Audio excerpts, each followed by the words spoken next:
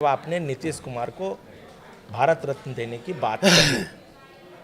इसमें दिक्कत क्या है? अगर नीतीश कुमार बड़े नेता हैं और आप अगर उनके सहयोगी रहे हैं, उनके साथ काम किया है, अगर आपने ये मुद्दा उठा दिया तो फिर क्यों नागवार गुजर रहा देखिए, है? मैं नीतीश कुमार जी, शरद यादव जी, हर साल बिहार में कर्पूरी ठाकुर जी की जयंती मनाते हैं राइट।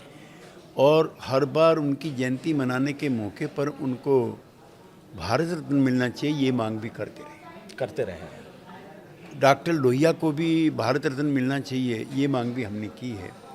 और मैं प्रधानमंत्री का निजी तौर पर भी और पार्टी के तौर पर भी शुक्रगुजार हूँ कि उन्होंने बगैर राजनीतिक भेदभाव के हमारे दो महापुरुषों को उन्होंने भारत रत्न दिया, जिसमें स्वर्गीय चौधरी चरण सिंह भी शामिल हैं और कर्पूरी ठाकुर जी भी शामिल हैं जी।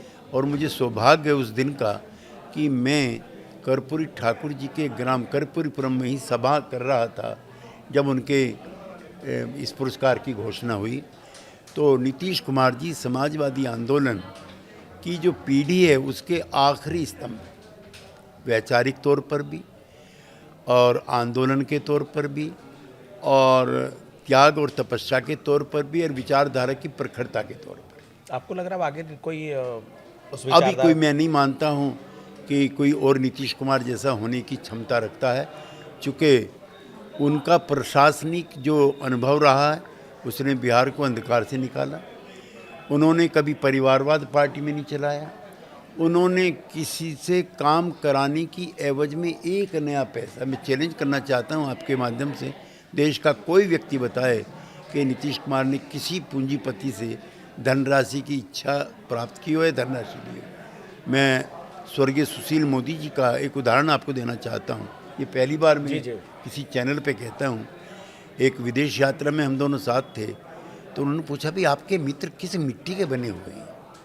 तो मैंने उनसे पूछा कि आप किस लिए पूछ रहे हैं।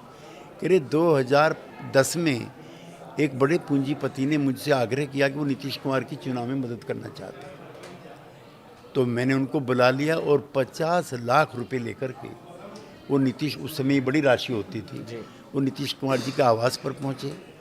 उन्होंने अपनी इच्छा व्यक्त की कि मैं मदद करना चाहता हूँ। उसने कहा हमारी मदद किस लिए करना चाहते हैं, हमें तो पैसे की ज़रूरत नहीं है, सारा खर्चा भारतीय जनता पार्टी कर रही है।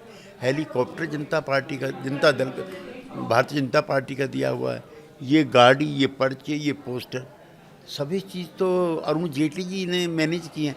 हमें मत दीजिए, आप जाइए और अरुण जी को दे दीजिए।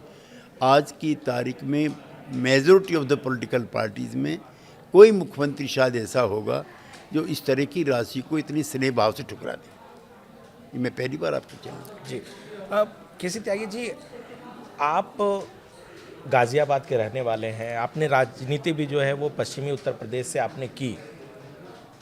एक बार आप लोकसभा चुनाव भी जीते, उसके बाद ऐसा क्या हो गया कि आप उत्तर प्रदेश में अपना पैर राजनीतिक तौर पर नहीं जमा पाए? क्या दिक्कत आई आपके साथ? देखिए, जनता दल का जो बिखराव हुआ उसने समूची उत्तर भारत के और ख़ास तौर से उत्तर प्रदेश की राजनीति को विचलित कर दिया। वीपी सिंह जी ने संन्यास ले लिया, शरद यादव जी बिहार चले गए चुनाव लड़ने के लिए और दो बड़े नेता मुलायम सिंह यादव जी और अजीत सिंह जी अलग अलग हो गए।